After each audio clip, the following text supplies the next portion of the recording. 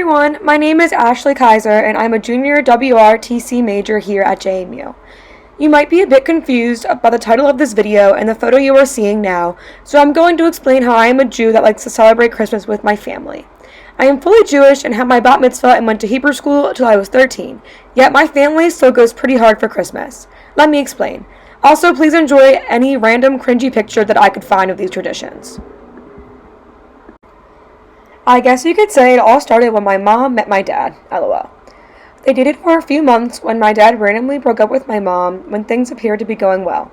My mom didn't really mind though, because she thought he was a loser anyway. A few years later, they ran into each other on the street. My dad then gave her a call, they met up for coffee, and the rest was history. Just kidding, there's more. Once they got serious again, my dad expressed to her that it was important for him to raise his children Jewish, and that was the reason why he broke things off with her in the first place, despite the connection they shared. My mom told him she is open to the idea since she was not strongly religious anyway, though she was raised Protestant. Fast forward, my parents get engaged and get married and have 2 kids, my sister and I. You may be thinking that since my mom was not born Jewish, it's not possible that my sister and I are Jewish. In the Jewish religion, technically the mother has to be Jewish in order for the children to be considered Jewish as well. So, my mom actually converted to Judaism before their wedding so that we would be fully Jewish. We have grown up going to Hebrew school, celebrating all the Jewish holidays, having bar mitzvahs, and all that fun stuff. We are from Baltimore County, so there is definitely a Jewish presence where we live. Yet, that didn't stop us from loving Christmas movies, wanting to go see Santa at the mall, and even me writing letters to Santa when I was little. A little weird, right? Eventually, my family got into a routine every Christmas season, and it has become something so special for us, and I'm so excited to share it with you guys. Depending where Hanukkah falls each year, we light the candles each night and say the prayer. As much as Jews love Hanukkah, it just doesn't have the same spirit as Christmas does. We do not necessarily celebrate the Christianity aspect of Christmas, but we celebrate the Christmas spirit and use the time to come together as a family. Shortly after Thanksgiving every single year, my family spends a night together decorating our Hanukkah bush, aka a plastic Christmas tree that we put a Jewish star on the top of. We also throw some Christmas lights around the house and the railing of our stairs and play Christmas music while we do it. This has become such a fun tradition for us, and I hope to carry it on with my kids, whether they're Jewish or not. I've been called a fake Jew for this by some of my Jewish peers, but they're probably just jealous that they don't get to have the Christmas swag that I do. My mom grew up with 4 brothers and a sister, so she has a pretty large family on her side. They were totally accepting of her decision to convert to Judaism, and we still get to celebrate Christmas with them every December. Usually, a few days before Christmas, we get together and have the iconic Morris family Christmas party. It involves a lot of eggnog, Christmas treats, some games, and even my Uncle Tony dressing up as Santa, and my Uncle Michael dressing up as a pirate, for whatever reason that is. I'm not sure what the pirate has to do with anything. Last year, my uncle brought a note that I wrote to him when he was Santa when I was 10 years old. I asked for a camera, which I never got. It definitely was laughable that a 10-year-old Jewish girl was asking Santa for a gift, but it just shows how infectious the Christmas spirit really is, regardless of what your personal religious beliefs are. We all look forward to this every single year because it is the one time all of her side of the family travels to be in the same place. You've probably heard the stereotype that Jews like to stay in and order Chinese every Christmas Eve, but not mine. Every year, my Aunt Tammy comes over to spend the night with us. The night is filled with booze and, most importantly, Christmas cookie decorating. I have spent years trying to perfect the perfect sugar cookies, but they never turn out as perfect as I would like them to be. Nevertheless, we have such a good time making and eating them, and of course leaving some out for Santa, even though I'm 20 and my sister is 22. After we make the cookies, we head to the comedy club. We started this tradition about 3 years ago, when we heard the comedy club does a special on Christmas Eve where they have Jewish comedians come and cater the show to Jewish jokes, stereotypes, and poking fun at them. It's actually really funny, and it's something that is definitely out of the ordinary. If you've ever heard of all Jews knowing each other, it's actually true. We always run into a few other Jewish families we know while we're there. On Christmas morning, we make a big breakfast and open up our Hanukkah gifts in the morning right next to our tree. This originally started because typically Jewish people do 1 present per night of the 8 nights of Hanukkah, but we thought it was a bit tedious. So, we save all 8 nights of gifts for 1 morning on Christmas Day. We usually take the rest of this day to spend time together and even visit the cemetery to go see our dog that died.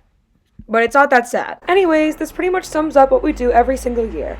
It may not be traditional, but I wouldn't want to have it any other way. Making this and looking back at all my old photos and Snapchats has made me so excited for winter break. Now I'm going to share some research I did on this tradition and how it connects to rhetorical methods we have been learning about. I'm also a lot of pictures I could find or make my mom send to me, so enjoy these photos from unsplash.com. According to a study by the Pew Research Center, they discuss the phenomenon of Jews liking Christmas.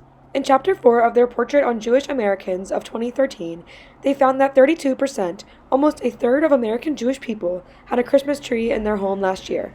27% of people in this group would say they are religious, and 51% of that group said they are non-religious.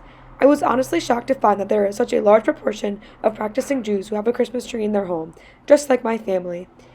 The study also notes that families where only one parent is Jewish, 71% of them have trees in their home as well.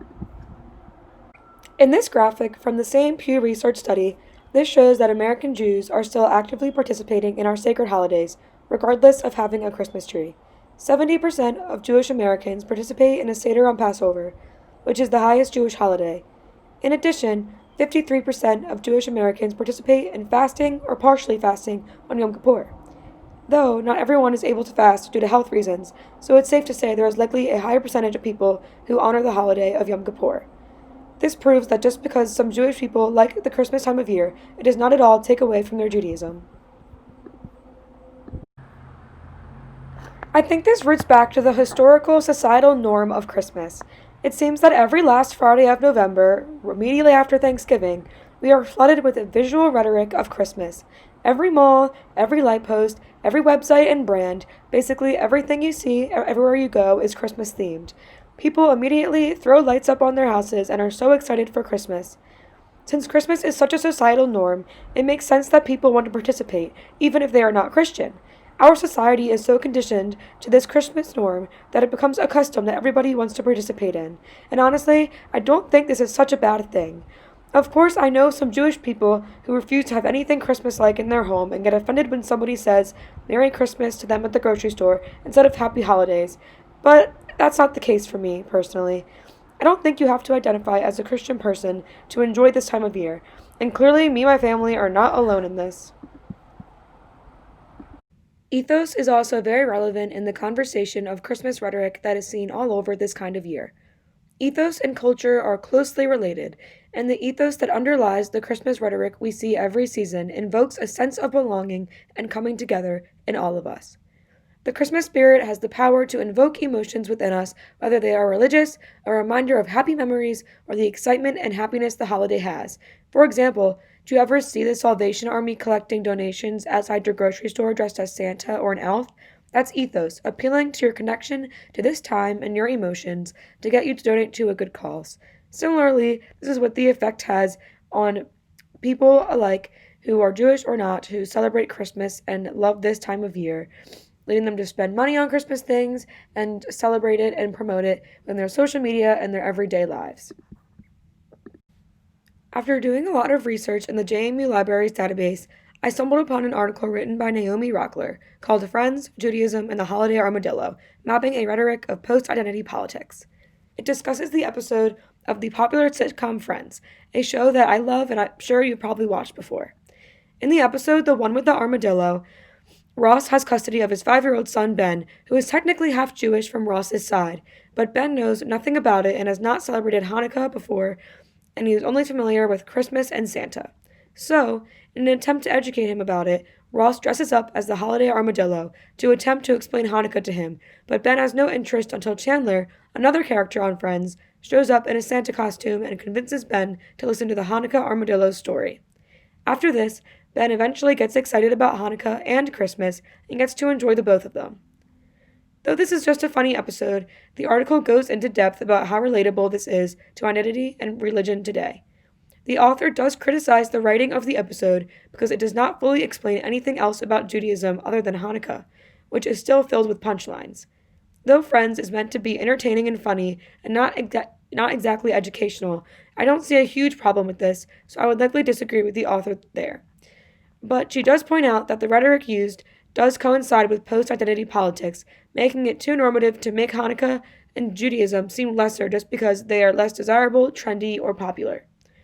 She urges her audience to remember that accepting normative cultural standards is harmful to our marginalized groups of people. The rhetoric of post-identity politics encourages marginalized people to accept that normative cultural standards are not culturally specific to the normative group, but are rather culturally inclusive of all marginalized people. Marginalized people who call attention to ways that the normative gaze is not for everyone are accused of creating differences. It's easy to get super lost in rhetoric, norms of society, and cultural standards, and it's okay to celebrate both things, all things, or nothing at all. But it's important to keep in mind that being colorblind isn't always a good thing, and to always keep celebrating differences and reminding ourselves of them. I think everyone in this class can somewhat relate to what I've talked about today. We all come from very different families and backgrounds who do different traditions and hold different identities. Though my Jewish family's Christmas tradition is fun for us, that does not mean that another family has to do the same. Traditions can be unique, whether they are the societal and cultural norm or not.